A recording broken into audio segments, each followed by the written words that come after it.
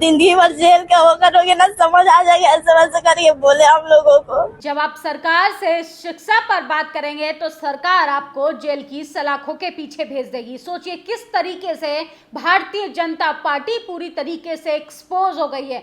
केंद्र सरकार में बात करें चाहे राज्य सरकारों में बीजेपी का ढोल फट चुका है, बीजेपी की फजीहत हो चुकी है। सोचिए किस तरीके से शिक्षा के लिए छात्रों को धमकाया जा रहा है और बोला जा रहा है अगर खबरदार अगर आपने शिक्षा की मांग की तो आपको जेल की सलाखों के पीछे भेज देंगे। सबसे पहले ये वीडियो सुनिए। हम लोग कलेक्टर सर के पास गए थे, सर ने ना हम लोगों को डीओ साहब के पास भेजा कि हम लोग 2 दिन में व्यवस्था करते हैं टीचर्स की। लेकिन डीओ सर ने हमसे बदतमीजी से बात की, बोलते हैं ऐसी बहस मत करो, चलो जाओ यहाँ से। क्या ये सब लिखा हुआ एप्लीकेशन में कौन सिखाया है तुम लोगों को लिखने के लिए?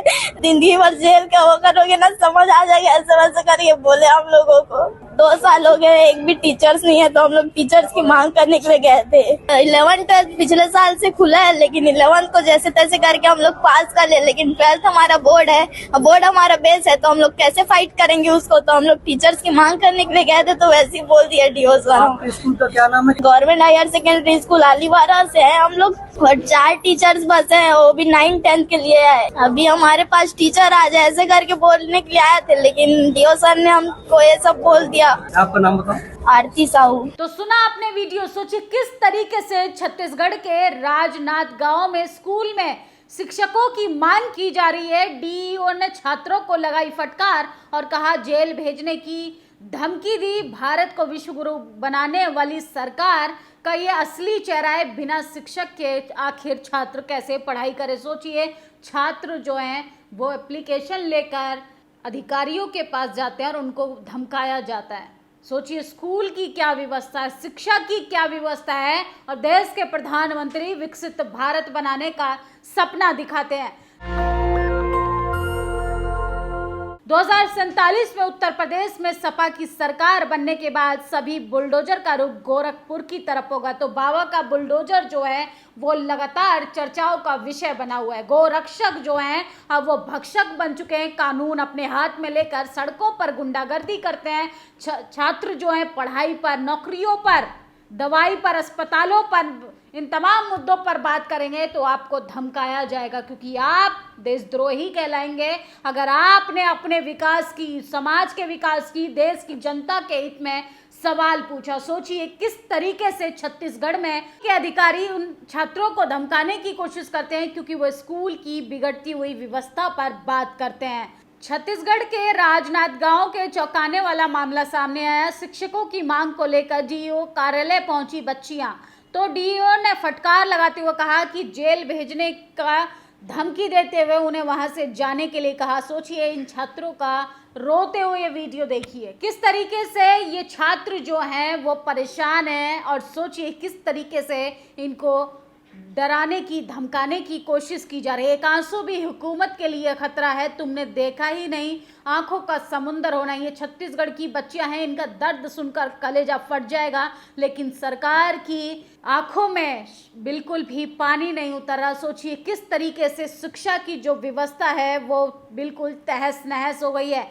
आरती साहू और उनके साथी 11वीं पास कर चुके हैं, 12वीं में शिक्षक नहीं है, तो डीएम से अनुरोध करने डीएम ने दूसरे अधिकारी के पास भेजा, तो उसने बच्चों को हड़का दिया, कहा यह हमारे देश की शिक्षा व्यवस्था पर सवाल खड़े करने की ज़रूरत न करें वरना आपको जेल भेज दिया जाएगा। तो सोचिए ये विकसित भारत बनाने की कगार पर यह देश की सच्चाई है कि किस तरीके से अगर आप सरकार से सवाल करेंगे, प्रशासन से सवाल करेंगे स्कूल, कॉलेज, यूनिवर्सिटी पर, तो आपको किस तरीके से डराने की कोशिश की जाएगी।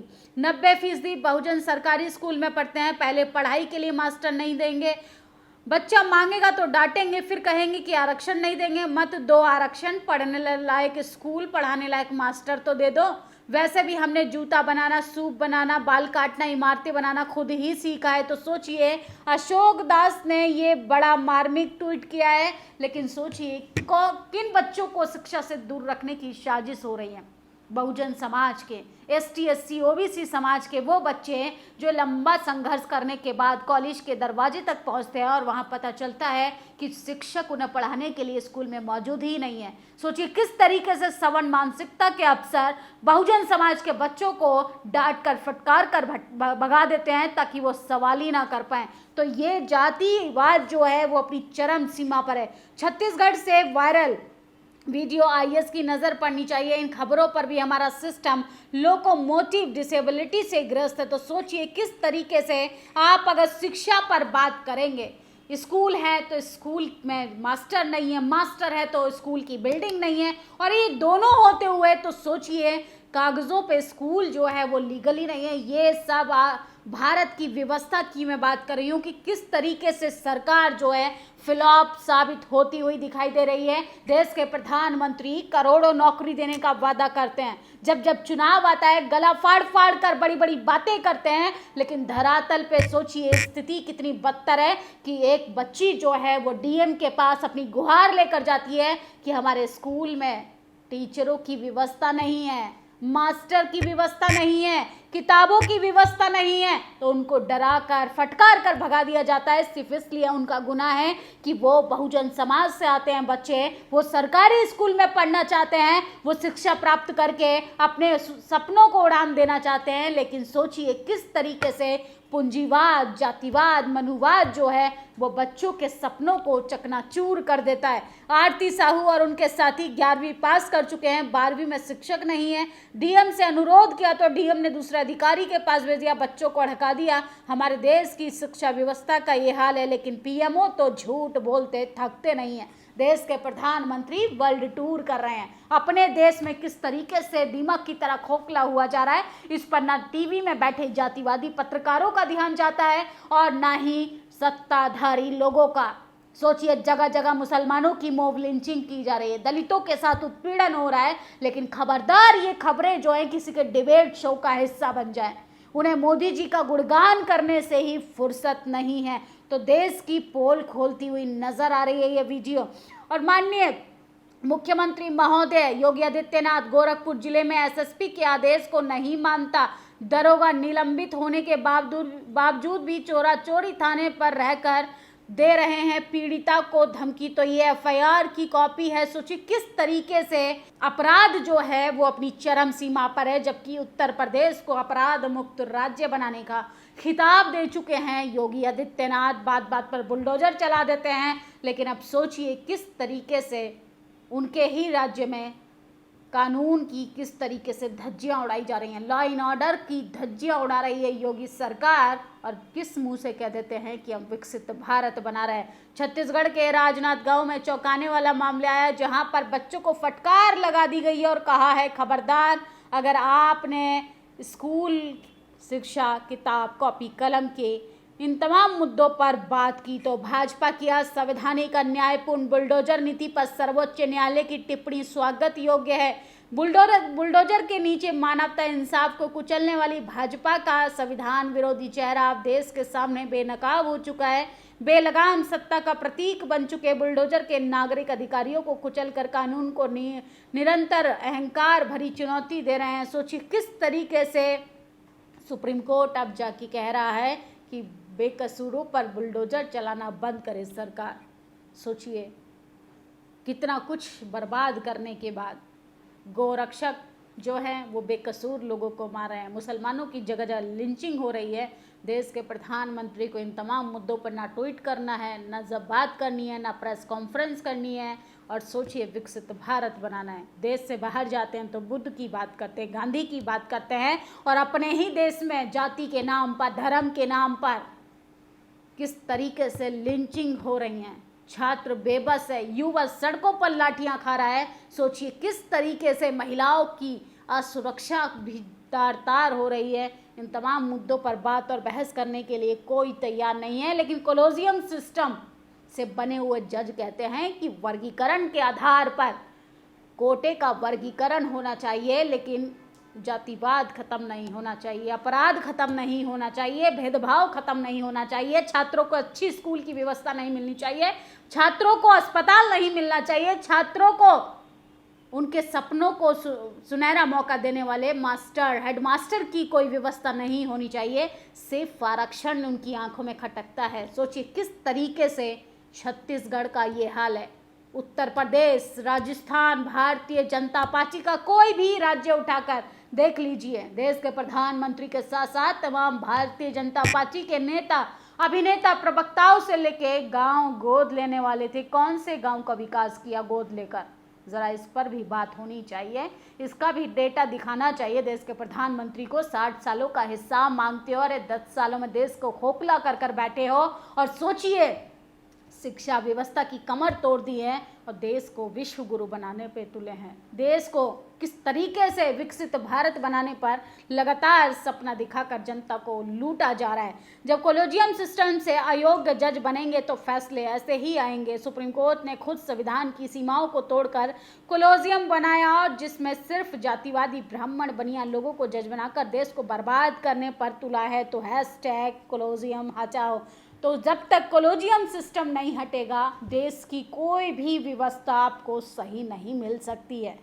चाहे स्कूल की व्यवस्था की बात करें, अस्पतालों की व्यवस्था की बात करें, सोचिए किस तरीके से संघर्ष कर रहे हैं बच्चे। कलम से लेके पूरे सिस्टम तक लड़ाई लड़नी होती है और जज की आंखों में क्या खटकता है कि आरक्षण को ख़त्म कर देना चाहिए। बात बात पर बुलडोजर बाबा बुलडोजर चला लेते हैं। उनसे नौकरी मांगो तो बुलडोजर चला देते हैं, उनसे हक अधिकारों की बात करो बुलडोजर चला देते हैं। सोचिए किस तरीके से। और अब तो अखिलेश यादव ने भी कह दिया है कि बुलडोजर में दिमाग नहीं होता है। सबसे पहले आप उनका ये बयान सुनिए। बुलडोजर में दिमाग नहीं होता है,